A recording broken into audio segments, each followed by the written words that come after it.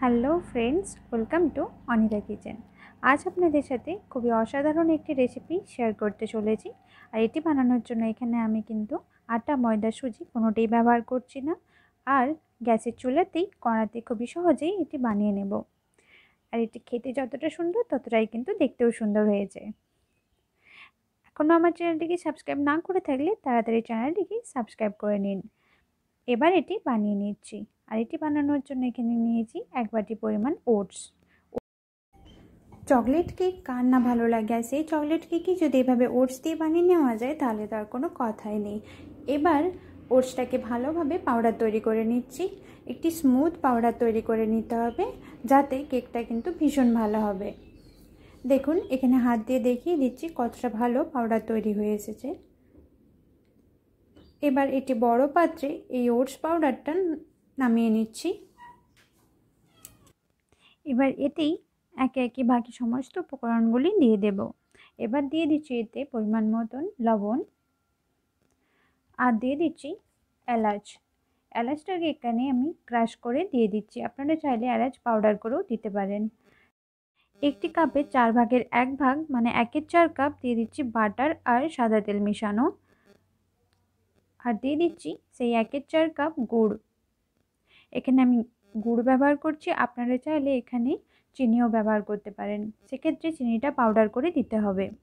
আর দিয়ে দিলাম 1/4 cup liquid দুধ, আপনারা চাইলে এখানে পাউডার দুধও দিতে পারেন। এবার দিয়ে দিচ্ছি 1 চামচ ভ্যানিলা পাউডার। এটি যদি আপনাদের কাছে না থেকে থাকে সেক্ষেত্রে ভ্যানিলা এসেন্সও দিতে পারেন। আর দিয়ে দিচ্ছি 1.5 চামচ পরিমাণ কোকো পাউডার, আর বেকিং পাউডার 1 চামচ, আর 1/4 চামচ বেকিং সোডা মানে খাবার সোডা। সমস্ত উপকরণগুলি একসাথে ভালোভাবে মিশিয়ে নিচ্ছি। তবে খুব বেশি জোরে হাতে মেশানোর চেষ্টা করবেন না, আস্তে আস্তে করে এভাবে মিশিয়ে নিতে হবে। ব্যাটারে যেহেতু বেকিং পাউডার আর বেকিং সোডা দেওয়া আছে, সেগুলো যে বাবলস ক্রিয়েট করেছে ব্যাটারে সেগুলো কিন্তু নষ্ট হয়ে যেতে পারে খুব তাড়াতাড়ি এটা মেশালে। তো এভাবে আস্তে আস্তে করে মিশিয়ে নিচ্ছি। দেখুন, এরকমই গাঢ়ত্ব থাকবে এবার এটি। এবার দুটো বাটি নিয়ে নিয়েছি এরকম সাইজের, যেহেতু আমি এখানে টিফিন কেক বানাচ্ছি সেই জন্য এই সাইজেরই দুটো বাটি নিয়েছি। আপনারা চাইলে এখানে দুটো কাপও নিতে পারেন, আর না হলে কেক তৈরি করার পাত্র সেটাও নিতে পারেন। তারপর এগুলোতে ভালো করে বাটার ব্রাশ করে নিয়েছি। এবার আগে থেকে যে কেকের বাটারটা তৈরি করে রেখেছিলাম সেটা এখানে দিয়ে দিচ্ছি। দেখুন, দেখে বুঝতে পারছেন কেকের বাটারটা ঠিক কতটা পরিমাণ গাঢ় বা পাতলা আছে। আর এটি তো চকলেট কেক। চকলেট কেক কার না ভালো লাগে খেতে, সকলেরই প্রায় ভীষণই প্রিয়। এভাবে বাড়িতে খুবই সহজে আপনারাও তৈরি করে নিতে পারবেন। এখানে 3টে বাটিতে তৈরি করে নিয়েছি। তারপর গ্যাসে এরকম একটি কড়া বসিয়ে আর স্ট্যান্ড দিয়ে দিয়েছি একটি, তারপর ঢাকা দিয়ে হাই ফ্লেমে কড়াটাকে গরম করে নিয়েছি। তারপর গ্যাসের ফ্লেমটা লো করে দিয়ে প্রতিটা বাটি বসিয়ে দিচ্ছি এতে। এবার কড়াটা ঢাকা দিয়ে কড়ার ঢাকনাতে যে ছিদ্রটা আছে ওটা একটি কাগজ দিয়ে বন্ধ করে দিচ্ছি। 20 থেকে 25 মিনিটের জন্য এভাবে লো ফ্লেমে হতে দিচ্ছি। আর দেখতেই পাচ্ছেন এখনই কিন্তু কতটা ফুলে উঠেছে।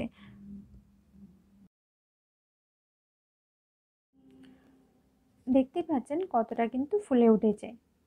এভাবেই আরও একটুক্ষণের জন্য হতে দিয়েছি। তারপর এটি টুথপিক দিয়ে টেস্ট করে নিচ্ছি যেটা একদম ভেতর থেকে ভালো হয়েছে কিনা। আর দেখুন কতটা ফুলে উঠেছে, একদম ফুলে কিন্তু ফেটেও গিয়েছে ওপর থেকে।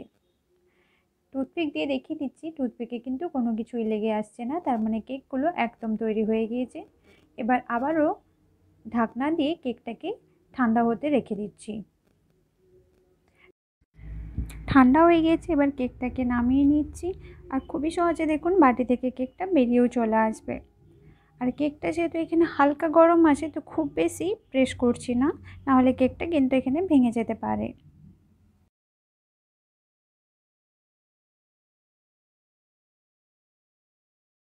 আর এটি খেতে খুবই অসাধারণ হয়েছে। তো বাড়িতে অবশ্যই আপনারা এটি ট্রাই করে দেখুন। আপনাদের কেমন লেগেছে আমাকে অবশ্যই কমেন্ট করে জানাবেন। আর এরকমই নিত্য নতুন খাবারের রেসিপি পেতে চ্যানেলটিকে অবশ্যই সাবস্ক্রাইব করে নেবেন আর পাশে থাকা বেল আইকনটি অবশ্যই প্রেস করে দেবেন, তাতে আমি যখনই কোনো নতুন রেসিপি আপনাদের সাথে শেয়ার করব সেটি সবার আগে আপনার কাছে পৌঁছে যাবে। আর এবার এই কেকের উপরেই একটু চকলেট কুড়ে দিয়ে দিচ্ছি।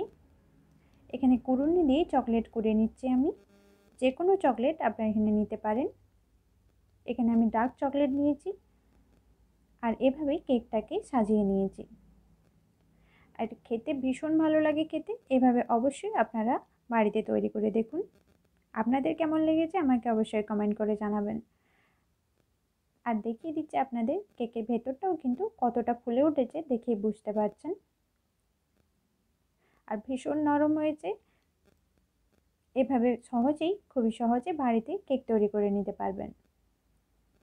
আবারও দেখা হচ্ছে আপনাদের সাথে এক নতুন রেসিপি নিয়ে। ভিডিওটি শেষ পর্যন্ত দেখার জন্য অসংখ্য ধন্যবাদ।